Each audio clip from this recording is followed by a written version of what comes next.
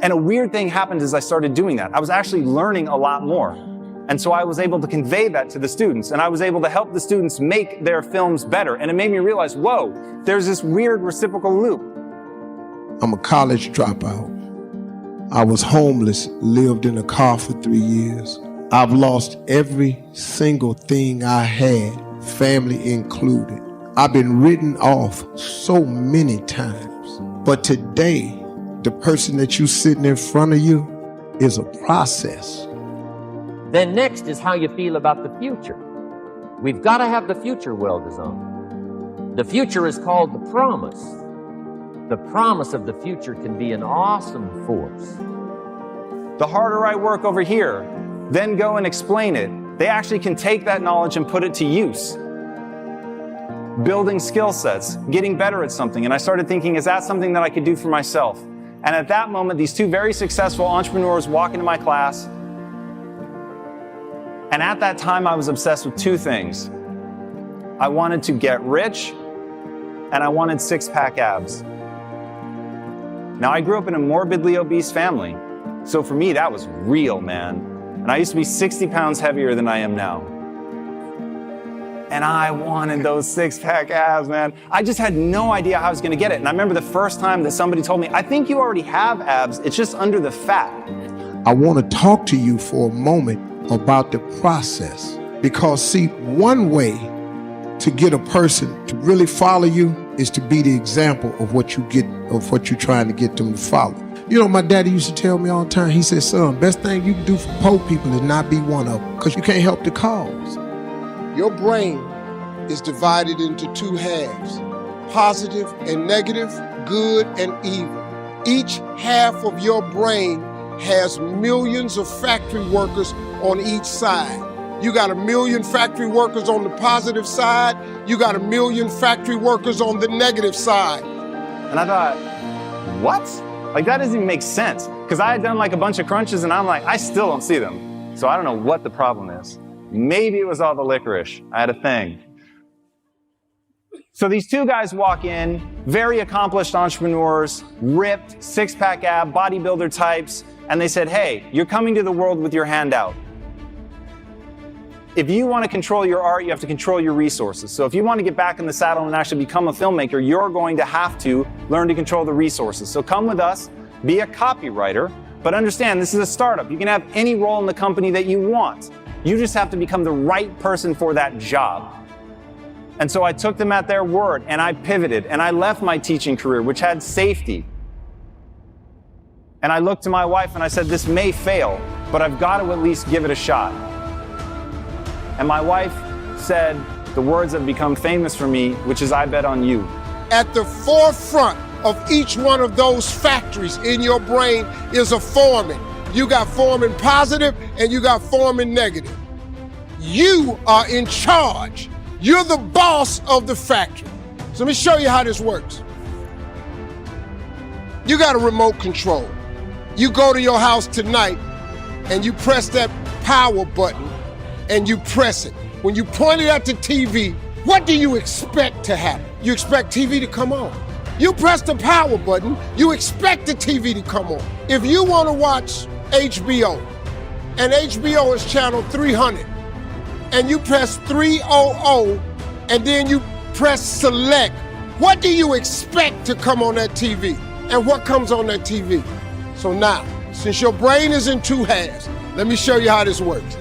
You wake up in the morning and you say, man, I don't feel myself today. I got up on the wrong side of the bed. I'm not a morning person. Now, what my wife was betting on wasn't that I already knew how to do what they wanted me to do, because she knew I didn't. What she was betting on in me is the same thing that each and every one of you have, which is the ability to learn. And so I went into it knowing I was not the right person for any job in that company. I'd never been in a company like that before. I'd been totally focused on film. This was software, it was security software. It was nothing that I had any interest in, but I wanted to get rich. And so I did it.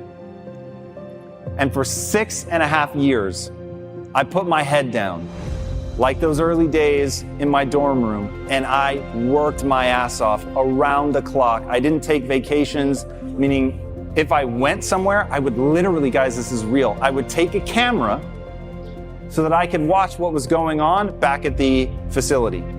Designing the future. There's two ways to face the future. One is with apprehension, and the other is with anticipation. I promise you, in my travels around the world, most people face the future with apprehension. And here's why. They don't have it well designed. They've sort of left that up to someone else to fix. But here's the best way to face the future, with anticipation.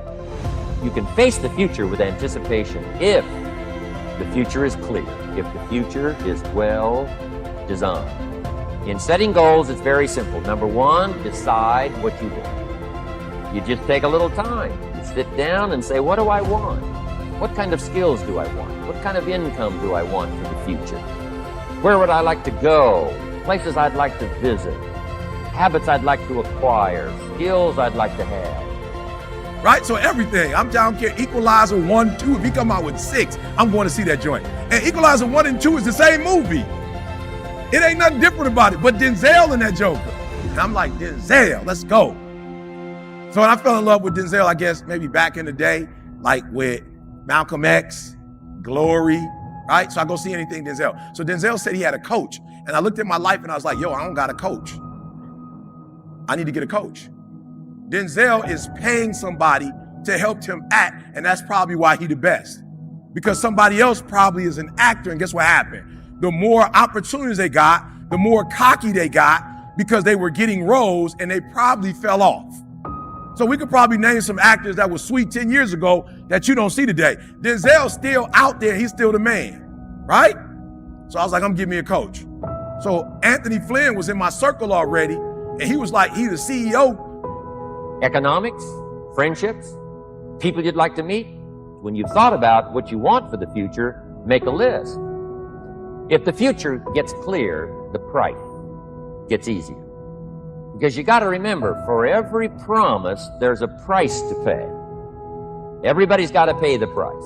Everybody's got to do the deal. Everybody's got to do the disciplines. But here's what I've discovered. If the promise is clear and powerful, the price is easy to pay. The price is some classes. The price is a few books. The price is a few disciplines. The price is finding something that'll make your life better, make you grow, make you change, make you develop. So the first part of the key is to design the promise. Then, what is the price to pay? I'm telling you, the price will be easy, no matter where you are, where you come from. Color doesn't matter, religion doesn't matter, where you grew up doesn't matter, circumstances don't matter. I'm telling you, if you'll make the promise of the future clear for yourself.